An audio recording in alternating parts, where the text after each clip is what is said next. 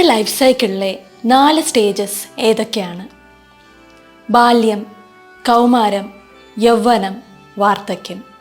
എന്താണ് യുവത്വം അഥവാ യൗവനം? നാഷണൽ യൂത്ത് ഡേ, ദേശീയ യുവജന ദിനം. 1984 മുതലാണ് government of India national youth day declare ചെയ്യുന്നത്. എന്തിനാണ് നാഷണൽ യൂത്ത് ഡേ നാം ആഘോഷിക്കുന്നത്? എന്തിനാണ് നാം സഭകളിൽ യുവജനവാരമായി ആഘോഷിക്കുന്നത്? യൗവനം അഥവാ യുവത്വം എന്നതിന് എന്താണ് ഇത്ര പ്രത്യേകത?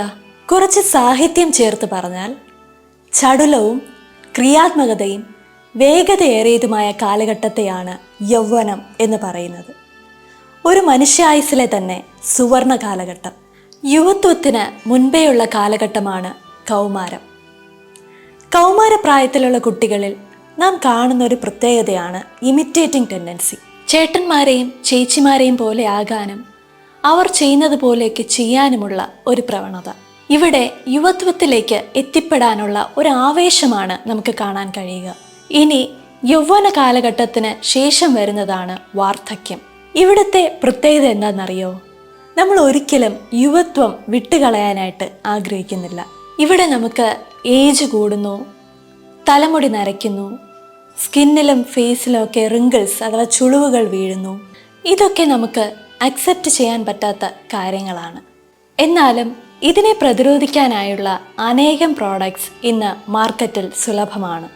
ചർമ്മം കണ്ടാൽ പ്രായം തോന്നിക്കാതിരിക്കാനുള്ള anti ageing creams, hair colouring shampoos തുടങ്ങി ലിസ്റ്റ് ഒരുപാടാണ്. ബട്ട് റിയാലിറ്റി എന്ന് പറയുന്നത് ഒരിക്കൽ കടന്നു പോയി കഴിഞ്ഞാൽ തിരിച്ചു കിട്ടാത്ത വസന്തകാലം.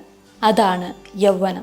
അപക്വമായ ബാല്യത്തിൽ നിന്ന് പക്വതയാർന്ന ജീവിതാവസ്ഥയിലേക്കുള്ള ഒരു വ്യക്തിയുടെ പ്രയാണമാണ് യൗവനം.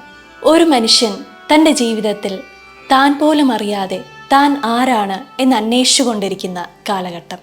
പ്രശസ്തനായ ഒരു സൈക്കോളജിസ്റ്റ് ഇപ്രകാരം പറയുന്നു: താൻ ആരാണ് എന്ന് ആന്തരികമായി ഉള്ളുകൊണ്ട് ചിന്തിക്കുന്ന ഒരു കാലഘട്ടമാണ് യൗവനം അഥവാ യുവത്വം.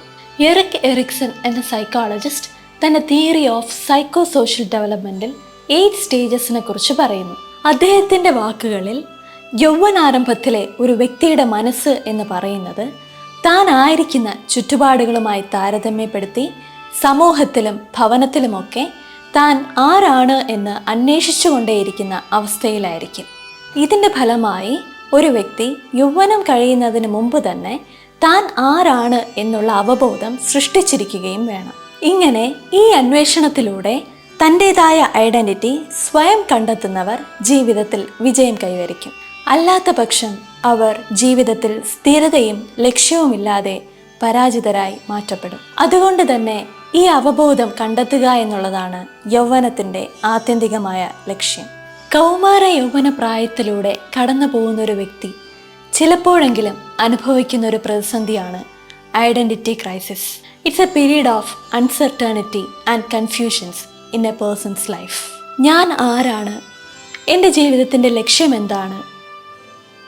സമൂഹത്തിലും സഭയിലും കുടുംബത്തിലും എൻ്റെ റോൾ എന്താണ്? തുടങ്ങിയ കൺഫ്യൂഷൻസ്. യൗവന കാലഘട്ടത്തിൽ തന്നെ തൻ്റെ സ്വത്വത്തെ കണ്ടെത്തിയ വ്യക്തിയാണ് യേശു കർത്താവ്. വിശുദ്ധ മത്തായി എഴുതിയ സുവിശേഷം 16-ാം അധ്യായം 13 മുതലുള്ള വാക്യങ്ങൾ. യേശു കൈസറുടെ പ്രദേശത്ത് എത്തിയതിനു ശേഷം യേശു കർത്താവിന് അറിയേണ്ടത് 2 കാര്യങ്ങളായിരുന്നു. അതിനായി യേശു ശിഷ്യന്മാരോട് ചോദിക്കുന്ന 2 ചോദ്യങ്ങൾ വളരെ പ്രസക്തമാണ്.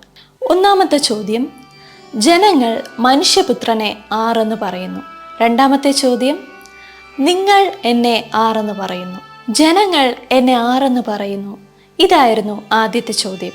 യേശു കർത്താവിന് വ്യക്തമായി അറിയാം താൻ ആരാണെന്ന്. എങ്കിലും മറ്റുള്ളവർ തന്നെ എങ്ങനെ കാണുന്നു, മനസ്സിലാക്കുന്നു എന്നുള്ളത് യേശു കർത്താവ് ശ്രദ്ധയോടെ വീക്ഷിച്ചു. ഈ ചോദ്യത്തിന് പല ഉത്തരങ്ങൾ ലഭ്യമായി. അതിൽ ചിലർ യേശു കർത്താവിനെ യോഹന്നാൻ സ്നാപകനെന്നും മറ്റു ചിലർ ഏലിയാവെന്നും ഇരമ്യാവോ പ്രവാചകന്മാരിൽ ഒരുത്തനോ എന്നും ഉത്തരം നൽകി. അടുത്ത ചോദ്യം തന്നോടുകൂടെ ചേർന്ന് നടക്കുന്ന, തൻ്റെ കൂടെ എല്ലാ ശുശ്രൂഷകളിലും പങ്കാളികളാകുന്ന ശിഷ്യന്മാരോടായിരുന്നു ചോദിച്ചത്. ജനം പറഞ്ഞത് അവിടെ നിൽക്കട്ടെ, എൻ്റെ കൂടെ എപ്പോഴും ആയിരിക്കുന്ന നിങ്ങൾ എന്നെ ആരെന്ന് പറയുന്നു എന്ന് ചോദിച്ചതിന് പ്രതികരണവുമായി എത്തിയത് ശീമോൻ പത്രോസ് ആയിരുന്നു. യേശുവിനെ ദൈവപുത്രനെന്ന് ശീമോൻ പത്രോസ് പറയുകയുണ്ടായി. ജീവനുള്ള ദൈവത്തിൻ്റെ പുത്രനായ ക്രിസ്തു. നമ്മെക്കുറിച്ച് നമുക്ക് വ്യക്തമായ ബോധ്യമുണ്ടോ? ഞാൻ എന്ന വ്യക്തിയുടെ ഈ ലോക ജീവിതത്തിൻ്റെ ഉദ്ദേശം എന്താണ്? എന്നിലൂടെ കുടുംബവും സമൂഹവും സഭയും എന്താണ് പ്രതീക്ഷിക്കുന്നത്? ദൈവം എന്തിനാണ് എന്നെ ഈ ഭൂമിയിലാക്കിയിരിക്കുന്നത്? നമുക്കും കണ്ടെത്താം നമ്മുടെ ഐഡൻറ്റിറ്റി അഥവാ സ്വത്വത്തെ.